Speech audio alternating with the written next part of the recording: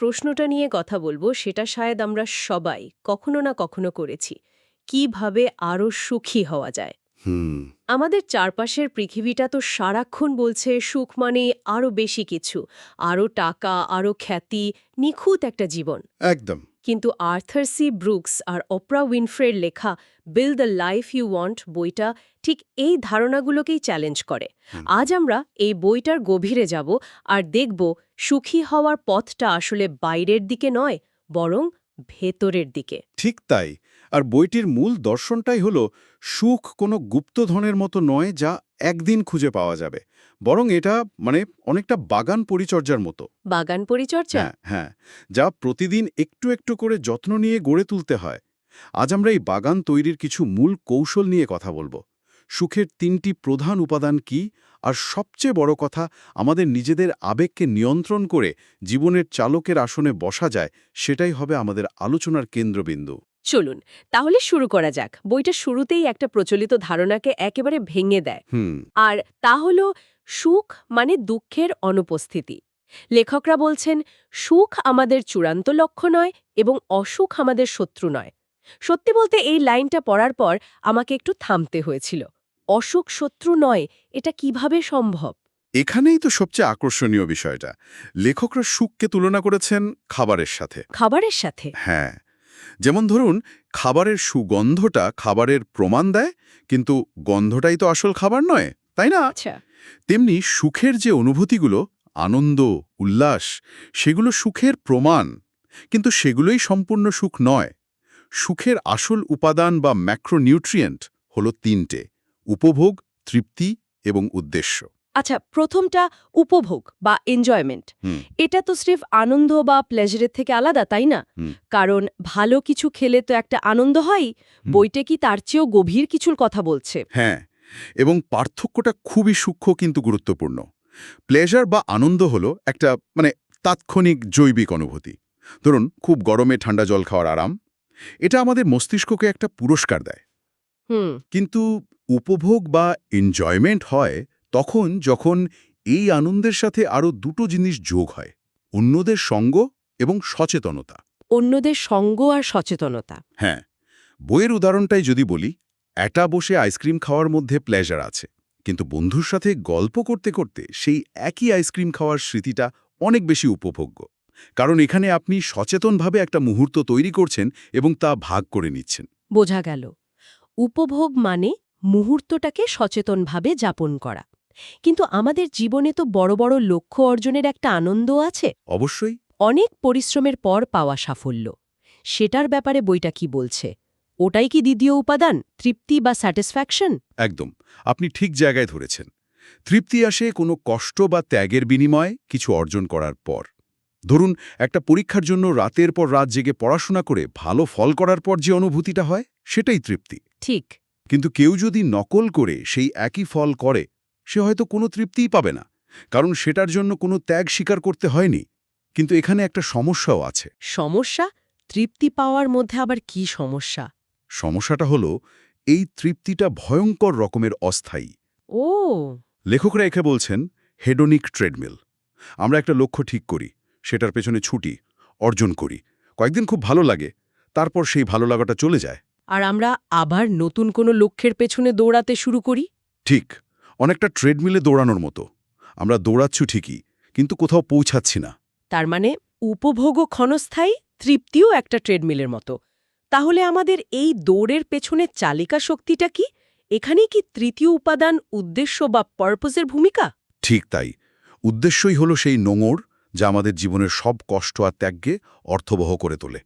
যখন জীবনের একটা বৃহত্তর উদ্দেশ্য থাকে, তখন ছোট ছোট ব্যর্থতা বা কষ্টগুলো আর অসহ্য মনে হয় না। হুম। সাইকিয়াট্রিস্ট ভিক্টর ফ্র্যাঙ্কেলের কথা এখানে খুব প্রাসঙ্গিকভাবেই আসে। তিনি বলেছিলেন, মানুষ তার ভাগ্য এবং কষ্টকে যেভাবে গ্রহণ করে, তার মধ্যেই জীবনের গভীরতম অর্থ খুঁজে পাওয়ার সুযোগ থাকে। উদ্দেশ্য আমাদের একটা পার্সপেক্টিভ দেয়। বাহ, এটা তো দারুণ একটা বিষয়। তার মানে সুখের এই তিনটি উপাদানের প্রতিটিতেই উপভোগ, তৃপ্তি, উদ্দেশ্য, কোথাও না কোথাও কিছুটা অসুখ বা কষ্টের ছোঁয়া আছে। হুম। উপভোগের জন্য মনোযোগের পরিশ্রম, তৃপ্তির জন্য ত্যাগ আর উদ্দেশ্য খুঁজে পাওয়া যায় জীবনের কঠিনতম মুহূর্তগুলোতে। তাহলে তো সত্যি অসুখকে শত্রু হিসেবে দেখার কোনো কারণ নেই। এই প্রশ্নটাই বইয়ের মূল বিতর্কের জন্ম দেয়। আমাদের মস্তিষ্ক প্রাকৃতিকভাবেই নেতিবাচক তথ্যের দিকে বেশি মনোযোগ দেয়। একে বলা হয় নেগেটিভিটি বায়াস। Negativity bias. হ্যাঁ, এটা আমাদের পূর্বপুরুষদের গুহায় থাকার সময় বিপদ থেকে বাঁচাত। কোন ঝোপের আড়ালে বাঘ থাকতে পারে সেটা মনে রাখাটা কোন ফুলে সুন্দর গন্ধ ছিল তার চেয়ে অনেক বেশি জরুরি ছিল। তাই নেতিবাচক অনুভূতিগুলো আমাদের রক্ষা করে, আমাদের ভুল থেকে শিখতে সাহায্য করে। এক মিনিট, তার মানে কি অতিরিক্ত সুখী হওয়াটাও একটা সমস্যা হতে পারে? হ্যাঁ। আমরা তো সবাই খুব সুখী হতেই চাই। আমাদের লক্ষ্যটাই কি তাহলে ভুল? এটা শুনতে আশ্চর্যজনক লাগলেও একটি গবেষণায় ঠিক এমনটাই দেখা গেছে। যারা নিজেদের খুব সুখী বা স্কেলে 10-এ 10 দেন, তাদের চেয়ে যারা নিজেদের বেশ সুখী বা 10-এ 8-9 দেন, তারা পড়াশোনা, কর্মজীবন এবং আয়ের দিক থেকে বেশি সফল হন। বলেন কি? হ্যাঁ, এর কারণ হল পরিমিত পরিমাণে উদ্বেগ বা অস্বস্তি আমাদের সতর্ক রাখে, মনোযোগী করে এবং আরও ভালো করার জন্য প্রেরিত করে। যে ছাত্র পরীক্ষায় ফেল করার ভয়ে একটুও চিন্তিত নয়, সে হয়তো পড়াশোনাই করবে না। সুতরাং অসুখকে পুরোপুরি দূর করার চেষ্টা করাটা একটা ভুল লক্ষ্য। এই ধারণাটা আমাদের ফিরিয়ে নিয়ে যায় বইয়ের সেই অসাধারণ গল্পটায়, আর্থার ব্রুকসের শাশুড়ি আলবিনার গল্প। ঠিক। 93 বছর বয়সে তিনি প্রায় শয্যাশায়ী, কিন্তু বলছেন জীবনের সবচেয়ে সুখী সময় কাটাচ্ছেন। এটা কিভাবে সম্ভব? তার জীবনের মোড় ঘুরিয়ে দেওয়া উপলব্ধিটি ছিল তিনি তার পরিস্থিতি পরিবর্তন করতে পারবেন না, কিন্তু পরিস্থিতির প্রতি তার প্রতিক্রিয়া পরিবর্তন করতে পারবেন। হ্যাঁ, তিনি তার নিজের জীবনের সিইও হয়ে উঠেছিলেন। এই সিইও হওয়ার ধারণাটি হল মেটাকগনিশন, মানে নিজের চিন্তা সম্পর্কে চিন্তা করা। আচ্ছা। এর অর্থ হল আবেগ দ্বারা নিয়ন্ত্রিত না হয়ে নিজের অনুভূতিগুলোকে একজন নিরপেক্ষ পর্যবেক্ষকের মতো দেখা এবং তারপর সচেতনভাবে সিদ্ধান্ত নেওয়া যে আপনি কিভাবে প্রতিক্রিয়া জানাবেন। আমাদের মস্তিষ্ক যখন ভয়, রাগ বা দুঃখের মতো আবেগ তৈরি করে, তখন তা আমাদের রক্ষা করার জন্যই করে। কিন্তু মেটাকগনিশন আমাদের সেই আবেগের তাৎক্ষণিক শিকার হওয়া থেকে বাঁচায়। অনেকটা রেগে গেলে 10 পর্যন্ত গোনার মতো। একদম। ওই কয়েক সেকেন্ডের পজ আমাদের মস্তিষ্কের আবেগপ্রবণ অংশ আর যুক্তিবাদী অংশের মধ্যে সংযোগ স্থাপনের সুযোগ করে দেয়। তার মানে আমরা আমাদের অনুভূতি বদলে ফেলতে পারি। কিন্তু রাগ বা দুঃখ এলে সেটাকে চেপে রাখাও তো ঠিক নয়। তাহলে কি আমরা নেতিবাচক আবেগকে সরিয়ে দিয়ে অন্য কোনো আবেগ বেছে নিতে পারি? এটা কি আদৌ সম্ভব? আবেগ পুরোপুরি মুছে ফেলা বা চেপে রাখা কোনো সমাধান নয়, বরং বইতে একটি চমৎকার কৌশল দেওয়া হয়েছে, যাকে বলা হয়েছে ইমোশনাল ক্যাফেইন। Emotional caffeine? হ্যাঁ, যেমন ক্যাফেইন আমাদের ক্লান্তির অনুভূতিকে দূর করে না, শুধু সেটার প্রভাবকে কিছুক্ষণের জন্য ব্লক করে দেয়। ঠিক সেভাবে আমরা কিছু গঠনমূলক আবেগ দিয়ে নেতিবাচক আবেগের প্রভাবকে সাময়িকভাবে কমাতে পারি এবং নিজেদের সোচনের জন্য একটু জায়গা তৈরি করতে পারি। ইন্টারেস্টিং। কি ধরনের আবেগ এগুলো? প্রথম এবং সবচেয়ে শক্তিশালী হল গ্র্যাটিটিউড বা কৃতজ্ঞতা।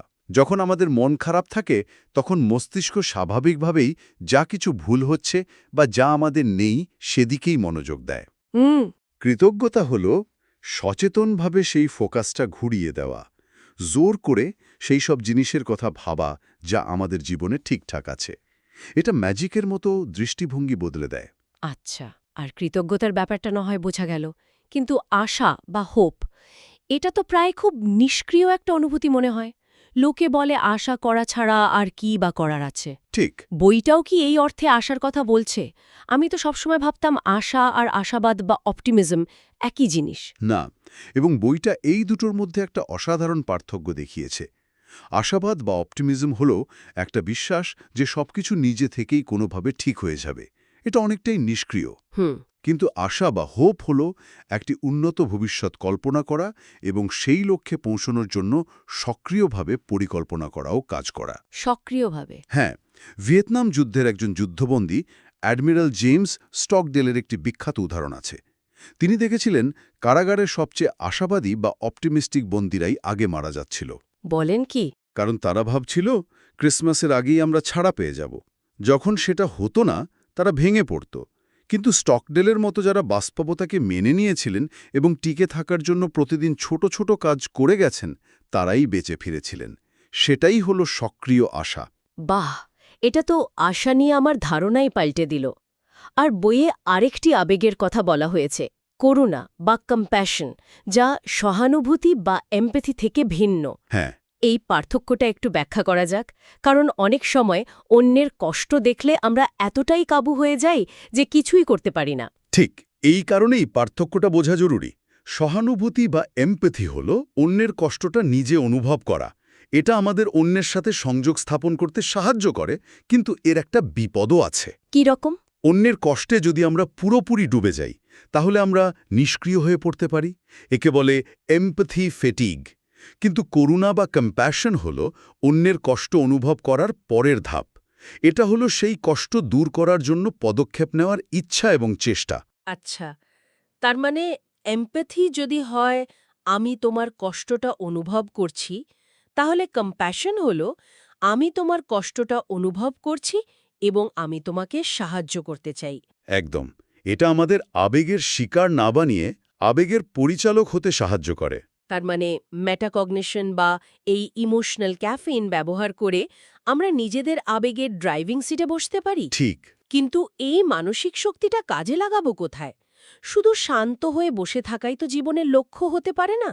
এখানেই কি বইয়ের সেই 4টি স্তম্ভের ধারণাটি আসে? একদম। আবেগ ব্যবস্থাপনার মাধ্যমে আমরা যে মানসিক শক্তি এবং স্বচ্ছতা ফিরে পাই, তা জীবনের 4টি মূল স্তম্ভ গড়ে তোলার কাজে বিনিয়োগ করা উচিত। আর সেগুলো হল পরিবার, বন্ধুত্ব, কাজ এবং বিশ্বাস। পরিবার, বন্ধুত্ব, কাজ আর বিশ্বাস। হ্যাঁ, আর যদিও বইটি এই 4টি স্তম্ভ নিয়েই গভীর আলোচনা করে, আজ আমরা বন্ধুত্ব এবং কাজের ধারণা দুটি নিয়ে একটু বিস্তারিত কথা বলবো, কারণ এখানে কিছু প্রচলিত ধারণাকে দারুণভাবে চ্যালেঞ্জ করা হয়েছে। হ্যাঁ, বন্ধুত্বের বিষয়ে বইয়ের একটা ধারণা আমাকে খুব নাড়া দিয়েছে, ডিল ফ্রেন্ডস বনাম রিয়েল ফ্রেন্ডস। ঠিক, এই ধারণাটা একটু বিস্তারিতভাবে শোনা যাক। অবশ্যই। অ্যারিস্টটলের দর্শন থেকে অনুপ্রাণিত হয়ে বইটি 3 ধরনের বন্ধুত্বের কথা বলে। প্রথমটি হল উপযোগিতার বন্ধুত্ব বা ডিল ফ্রেন্ডস, যেমন কাজের সহকর্মী বা এমন কোনো সম্পর্ক যেখানে কোনো লেনদেন বা স্বার্থ জড়িত আর কি। আচ্ছা। দ্বিতীয়টি হল আনন্দের বন্ধুত্ব, মানে যাদের সঙ্গে আমাদের ভালো লাগে। কিন্তু সেরা বন্ধুত্ব হল ভার্চুর বন্ধুত্ব বা নিখুঁত বন্ধুত্ব, বইয়ের ভাষায় রিয়েল ফ্রেন্ডস। এই বন্ধুত্ব কোনো স্বার্থের জন্য নয়, কেবলই একে অপরকে ভালোবাসার জন্য। 1 মিনিট, বইটিতে এদেরকে অকাজের বা ইউজলেস বন্ধুও বলা হয়েছে। এটা তো বন্ধুত্বের ঠিক উল্টো শোনালো। হ্যাঁ। আমাদের তো উপকারী বন্ধুই দরকার, তাই না? লেখকরা ঠিক কি বোঝাতে চেয়েছেন এখানে? শব্দটা ধাক্কা দেওয়ার মতোই, কিন্তু এর অর্থটা খুব গভীর। এদের ইউজলেস বলা হচ্ছে কারণ এই বন্ধুরা জাগতিকভাবে কোনো কাজে আসে না। মানে তাদের সাথে সম্পর্কটা কোনো কিছু পাওয়ার জন্য নয়। এই বন্ধু আপনার ক্যারিয়ারে সাহায্য করবে না বা আপনার কোনো সমস্যার সমাধান করে দেবে না। সম্পর্কটা এসবের উপর নির্ভরশীলই নয়। ও, তারাই আমাদের রিয়েল ফ্রেন্ড, যারা আমাদের নিঃস্বার্থভাবে ভালোবাসা এবং সঙ্গ দেয়, কোনো বিনিময়ের আশা ছাড়াই। এই ডিল ফ্রেন্ডসের ধারণাটা আমার খুব পরিচিত লাগছে। আমার নিজের জীবনেও এমন অনেক সম্পর্ক আছে যেগুলো হয়তো কোনো প্রজেক্ট বা নির্দিষ্ট কোনো প্রয়োজনের পর আর আগের মতো থাকে না। আমাদের সবারই আছে। এটা নিয়ে মাঝে মাঝে খারাপও লাগে। তাই এই নিঃস্বার্থ বন্ধুত্বের ধারণাটা সত্যিই গুরুত্বপূর্ণ। আর কাজের ব্যাপারেও তো প্রচলিত ধারণাটাকে ভেঙে দেওয়া হয়েছে। আমরা ভাবি একটা ভালো চাকরি মানেই ভালো বেতন, বড় পদ। একদম। কিন্তু বইটিতে একজন সফল সিইও এবং একজন সুখী ওয়েটারের গল্প রয়েছে, যা এই ধারণাটিকে একেবারে উল্টে দেয়। একদম। লেখকরা বলছেন, কাজের আসল সন্তুষ্টি বাইরের পুরস্কার থেকে আসে না, আসে দুটি অভ্যন্তরীণ পুরস্কার থেকে। প্রথমটি হল অর্জিত সাফল্য বা আর্নড সাকসেস, মানে নিজের দক্ষতা দিয়ে কোনো কাজ ভালোভাবে সম্পূর্ণ করার যে অনুভূতি, যা আমাদের আত্মবিশ্বাস দেয়। হ্যাঁ। আর দ্বিতীয় এবং আরও গুরুত্বপূর্ণ পুরস্কার হল অন্যের সেবা বা সার্ভিস টু আদার্স। এর মানে হল এটা বিশ্বাস করা যে আপনার কাজের মাধ্যমে আপনি অন্যের জীবনে ইতিবাচক প্রভাব ফেলছেন। এবং এই অনুভূতিটা যে কোনো কাজেই খুঁজে পাওয়া সম্ভব। একজন সিইও থেকে শুরু করে একজন ওয়েটার পর্যন্ত। অবশ্যই একজন সিইও তার কোম্পানির মাধ্যমে হাজার হাজার মানুষের জীবন প্রভাবিত করতে পারেন। আবার বইয়ের গল্পের সেই ওয়েটার, তিনি তার আন্তরিক সেবার মাধ্যমে একজন গ্রাহকের দিনটা সুন্দর করে তুলতে পারতেন। তিনি তার কাজকে দেখতেন মানুষকে সেবা করার এবং তাদের মুখে হাসি ফোটানোর একটা সুযোগ হিসাবে। যখন অর্জিত সাফল্য এবং অন্যের সেবা এই দুটি অনুভূতি একসাথে কাজ করে, তখন কাজ আর বোঝা মনে হয় না, বরং ভালোবাসার প্রকাশ হয়ে ওঠে। তাই তো। সুতরাং পুরো ব্যাপারটা দাঁড়াচ্ছে নিজের ভেতরের জগৎকে পরিচালনা করে বাইরের জগতের এই গুরুত্বপূর্ণ স্তম্ভগুলো পরিবার, বন্ধুত্ব, কাজ এবং বিশ্বাস গড়ে তোলাই সুখী হওয়ার আসল পথ। আর বইটির শেষ বার্তাটি হল, যা কিছু শেখা হলো তা শুধু নিজের মধ্যে রাখলে চলবে না, অন্যদেরও শেখাতে হবে। ঠিক। হ্যাঁ, কারণ অন্যদের শেখানোর মাধ্যমে জ্ঞান নিজের মধ্যে আরও দৃঢ় হয়। লেখকরা বলছেন এটি আমাদের মস্তিষ্কের ক্রিস্টালাইজড ইন্টেলিজেন্সকে কাজে লাগায়, যা বয়সের সাথে সাথে কমে না, বরং বাড়ে। আমরা যখন কোনো ধারণা অন্যকে বোঝানোর চেষ্টা করি, তখন তা আমাদের নিজেদের কাছেই আরও পরিষ্কার হয়ে যায়। আর এই পুরো যাত্রার মূল সার হল ভালোবাসা, নিজের প্রতি এবং অন্যের প্রতি ভালোবাসা। একদম। এই আলোচনা শেষে বইটি একটি গভীর প্রশ্ন রেখে যায়, যা হয়তো আমাদের শ্রোতাদের সোচনের জন্য ছেড়ে দেওয়া যেতে পারে। যে কোনো পরিস্থিতিতে, তা বড় হোক বা ছোট, সিদ্ধান্ত নেওয়ার আগে যদি নিজেকে শুধু একবার প্রশ্ন করা হয়, এই মুহূর্তে সবচেয়ে প্রেমময় কাজটি কি হতে পারে? আরে আমাদের সিদ্ধান্ত এবং হয়তো আমাদের জীবন দুটোই একটু একটু করে বদলে যেতে পারে।